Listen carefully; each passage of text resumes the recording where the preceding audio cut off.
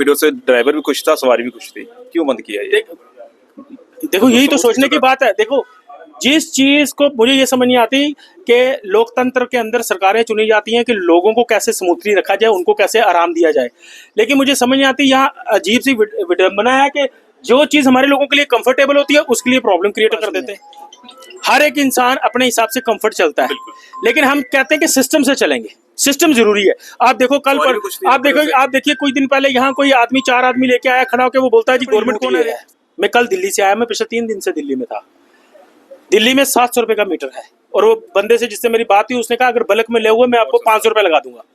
आप सोचिए 500 रुपए का मीटर, 700 रुपए का मीटर यहाँ बिक रहा है 3000 में 24। और हमारे लोगों को भी कुछ जल्दबाजी है, वो लोग पछताएंगे कल।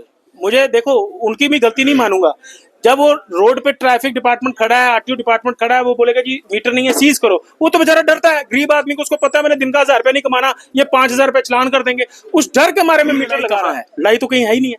लड़ाई ये होती है कि वो बोलते हैं लगाओ, हम बोलते हैं हम नहीं लगाएंगे, लड़ाई इसकी है। लेकिन मीटर हम तब लगाएंगे, पहले आप हमारे रेट तो सीधे करो। आप जो आप रेट दे रहे हो ना उसका सिर है ना पैर है, हम कैसे डिवाइड करेंगे इन लोगों के ऊपर। अब हमने फाइनली ये डिसीजन लिया कि श्री अमरनाथ यात्रा जी चल रही है, स्टार्ट होने वाली है। जो आरटीओ डिपार्टमेंट ने रेट लिस्ट दी है हमें, हम उस रेट्स पे चलने के लिए तैयार हैं। कैलकुलेशन वही हैरान की बात। और ये कहते हैं कि जब हमने ये कैलकुलेशन की, इनके रिप्रेजेंटेटिव बैठे होते हैं हमारे साथ, कितना कोई देखिए जितनी मीटिंग्स हुई सेक्रेटरीट में हुई या जहां भी हुई, मैं उस मीटिंग्स में बैठा था। मैं झूठ नहीं मारूंगा, जो सच है सच है। जहां पे ट्रांसपोर्ट मिनिस्टर, ट्रांसपोर्ट सेक्रेटरी और भी अथॉरिटी, सीनियर टीसी कमिश्नर सब, लेकिन हमेशा वहां ट्रांसपोर्ट वेलफेयर एसोसिएशन के जो इश्यूज हैं उन पे डिस्कशन हुई। कभी भी ई रिक्शा या ऑटो के रेट्स को लेकर डिस्कशन। नमस्कार दोस्तों, आप जुड़ चुके हैं जेके पल्स न्यूज के साथ। मैं साहिल, इस वक्त हमारे साथ गौरव जी हैं, श्री माता वैष्णो देवी ई ऑटो और ई रिक्शा के प्रधान हैं। जिस तरह से एक मुद्दा गरमाया हुआ है मीटर्स और किराए को लेके, उसी पर आज की चर्चा रहेगी। गौरव जी पहले तो बहुत बहुत शुक्रिया। किस तरह से देख रहे हैं मीटर लग रहे हैं और किराया डिसाइड हुआ है, किस तरह से देखते हैं आप? देखिए मीटर्स ना के बराबर लग रहे हैं, और जहाँ तक किराया है ये तो बड़ी हैरानगी की बात है। मैंने आपको जैसे प्रेस कॉन्फ्रेंस में भी हमने ये कहा। आप मुझे बताएं कि पूरे हिंदुस्तान के अंदर, पूरी दुनिया के अंदर, आप जहाज पे बैठे, ट्रेन पे बैठे, बस पे बैठे, मेटाडोर पे बैठे, टांगे पे भी बैठे, आप किलोमीटर के हिसाब से कहीं रेट नहीं होता। रेट होता है पर पैसेंजर, एक बंदा एक रेट, ठीक है।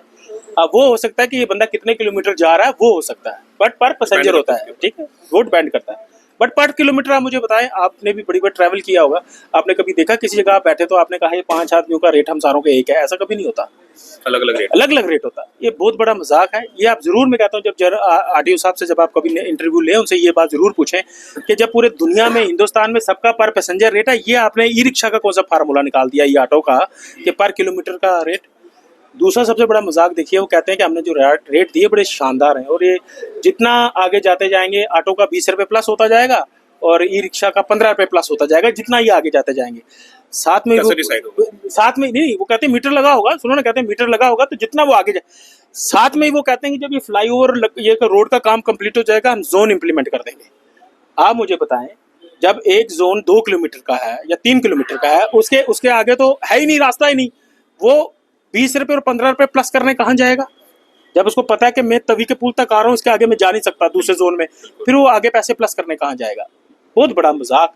मैं इस चीज को किस तरह की कैलकुलेशन है, वही हैरान की बात। और ये कहते हैं कि जब हमने ये कैलकुलेशन की, इनके रिप्रेजेंटेटिव बैठे होते हैं हमारे साथ, कितना कोई देखिए जितनी मीटिंग्स हुई सेक्रेटरीट में हुई या जहां भी हुई, मैं उस मीटिंग्स में बैठा था। मैं झूठ नहीं मारूंगा, जो सच है सच है। जहां पे ट्रांसपोर्ट मिनिस्टर, ट्रांसपोर्ट सेक्रेटरी और भी अथॉरिटी, सीनियर टीसी कमिश्नर सब, लेकिन हमेशा वहां ट्रांसपोर्ट वेलफेयर एसोसिएशन के जो इश्यूज हैं उन पे डिस्कशन हुई। कभी भी ई रिक्शा या ऑटो के रेट्स को लेकर डिस्कशन नहीं हुई, मीटर को लेकर कोई डिस्कशन नहीं हुई।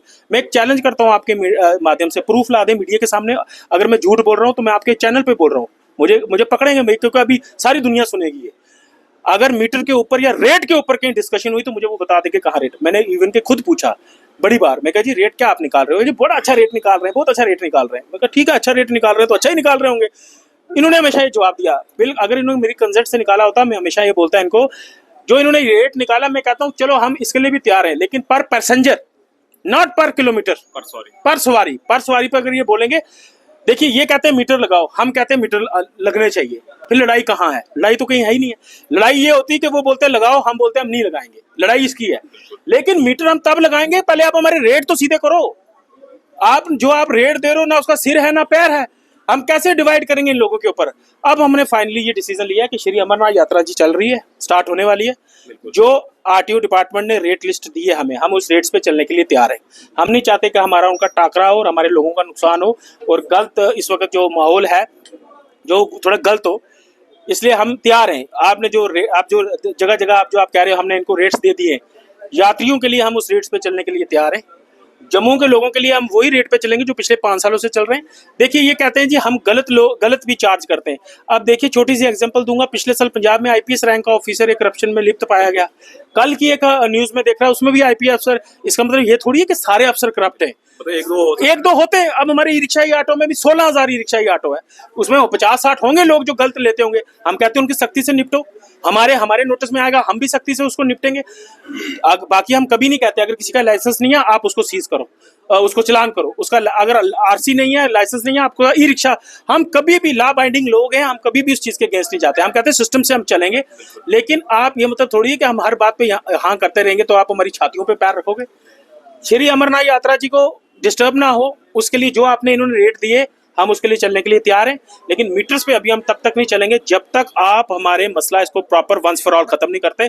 और कोई बड़ी बात नहीं है, एक घंटे की मीटिंग में बैठे बात सारी वहां सॉर्ट आउट हो जाती है।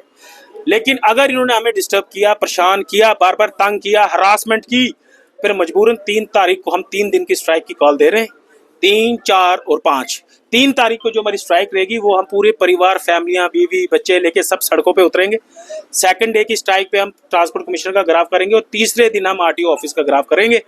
और इन 3 दिनों में मैं चैम्बर और बार्स दोनों हमारी जो एसोसिएशन है मैं उनके पास जाके उनको अपनी बात सुना के अपनी बात रखूंगा ताकि हमारे इस प्रोटेस्ट में वो भी हमारा साथ दें।